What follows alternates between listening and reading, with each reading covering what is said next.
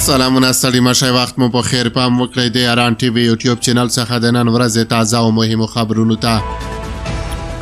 ټرمپ وایي چې اورلګېدنې په امریکا کې د اټومي برید په څېر زیانونه اړولي دي خو له رسنیو پټ ساتل شوي دي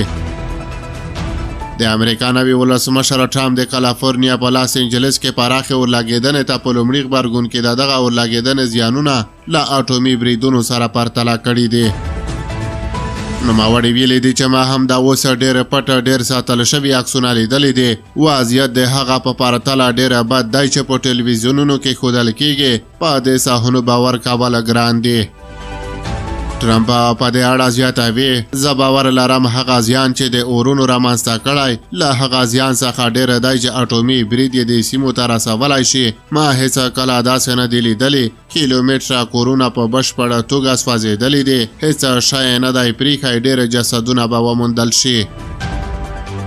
نوموړي د دغه اور په وژنه کې انساني هڅې ناکامه یادې کړې دي او زیاتوي یوازې د لاټون سپي په ځانګړې توګه جرمن شپون سپي به وکولی شي چې دا جسدونه ومومي دوی تر ایرو لاندې د لاټون حیرانوونکې وړتیاوې لري لا بدمرغه ډېر جسدونه به وموندل شي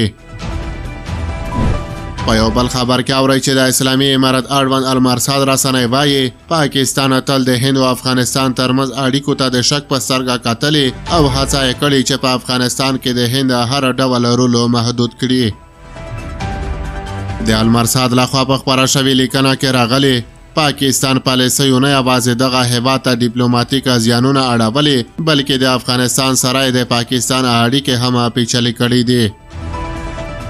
په دې لیکنه کې په دوبۍ کې د اسلامي امارت د بهرنیو چارو وزیر امیر خان متقي او د هند د بهرنیو چارو مرستیال وزیر ویکرم میسري ترمنځ لیدنې ته هم اشاره شوې ده په لیکنه کې راغلي دغه لیدنه نه یوازې د هند او افغانستان ترمنځ د اړیکو د یوه نوي بابه پیل کېدای شي بلکې د پاکستان لپاره به یو بل ډیپلوماتیک چیلنج هم بدلېدای شي د لیکنې له مخې د افغانستان په اړه د پاکستان پالیسي تل د تضادونو او ناسمو پریکړو ښکار شوې